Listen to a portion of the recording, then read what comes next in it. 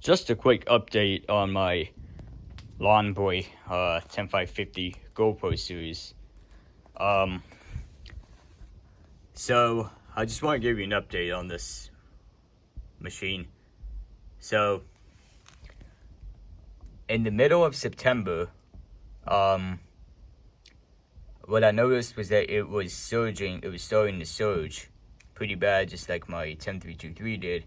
So I had to take out the carburetor and clean it because there was some gunk and dirt on the outside especially. But as I took out the carburetor and took out the nozzle, it was in the middle. When you'd see the main jet is in there, I tried to look at it, see if it was clogged. And to me, it wasn't even that clogged at all. So I just cleaned the carburetor a little bit, and then I put it back together, and it started right up.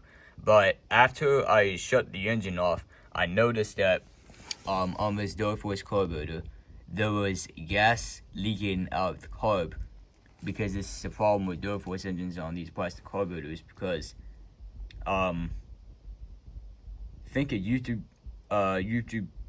channel named More 350 Power said that that these plastic carburetors on these Door Force engines, so he said the floats don't seal completely in gas seats after the engine has been shut off when it's warm and cool. So that's exactly what mine does, because mine usually leaks gas out of the carb after the engine has been shut off when the engine is already warm. After the engine has been running, then after I shut it off and I didn't see gas leaking out of the carburetor, just a couple of drips on there, but so the only now what I did to this was that now you can actually buy the carburetor for like $90 or $100 in pieces and then just put it together, but I wouldn't do that. I just put a inline fuel shutoff valve. It was a 1/4-inch fuel shutoff valve with 90-degree angle, and I also got some 1/4-inch fuel line. So what I did was that I used fuel line colors to put fuel line in two pieces: the fuel line that connects to the carburetor and connects to the other port of the fuel shutoff valve, and then the smaller one of the same, of course, but that connects to the fuel shutoff valve again right here on this port, but then connects to the gas tank we're in C. And this fuel shutoff valve definitely works really good, is what I'm surprised about, because when you so when I used it last time mowing lawn, though, I tried to turn the fuel shutoff valve to make sure that it wasn't leaking gas out of the carb, and it doesn't even leak gas out of the carb anymore when I turn the fuel shutoff valve, because that way gas won't be sitting in the carburetor, which is why it's good to install these on these Door Forces. Yep, that way we won't have too many carb problems, and it solved the issue though. Yep. So what I did was I turned the fuel shutoff valve off, and I tried to look at see if gas was coming out of the carburetor, and wasn't. So that's still a really good thing. It works. But I will let you install a fuel shutoff valve on my 10323 in your season, which that's what I'm gonna do as well.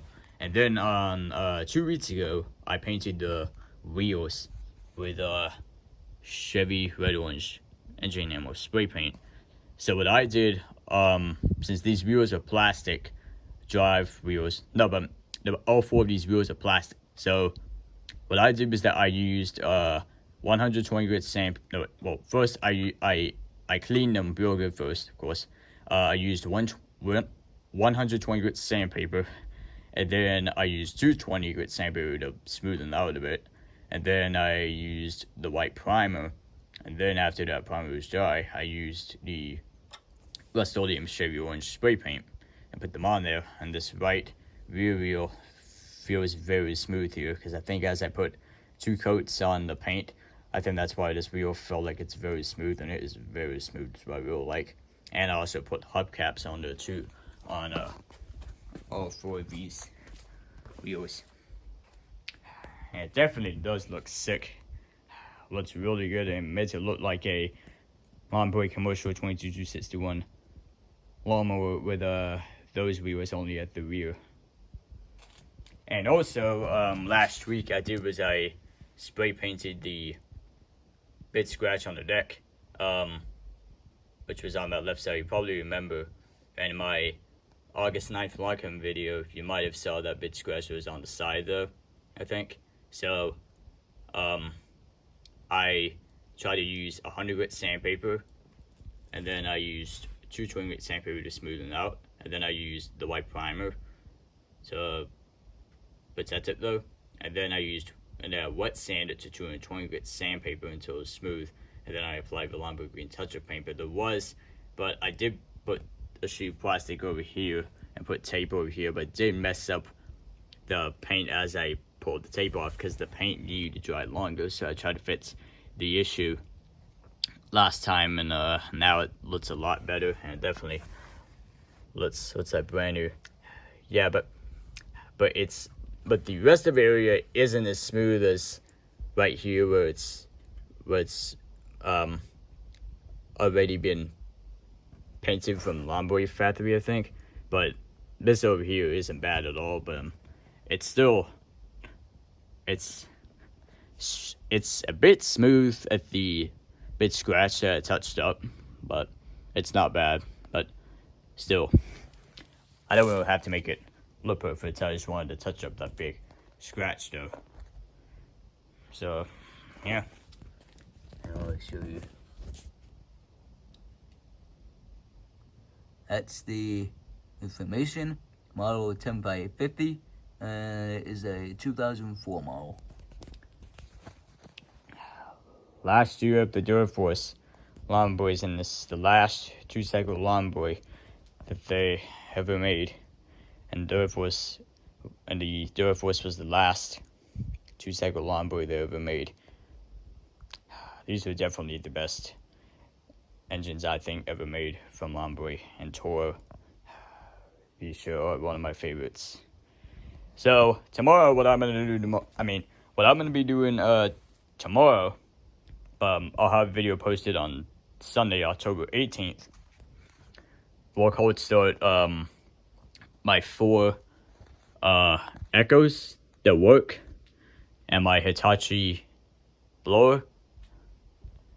Yep, which it's going to be called October Japanese Lawn Equipment Cold Starts. And also after I do that, after I cold start those equipments, then I'll try and start this up as a bonus, my Remat CBZ 8500 backpack blower, which I want to see how good that starts. And probably haven't seen that blower in a while, and I want to see how good that thing goes too. Alright, so I'll see you guys later.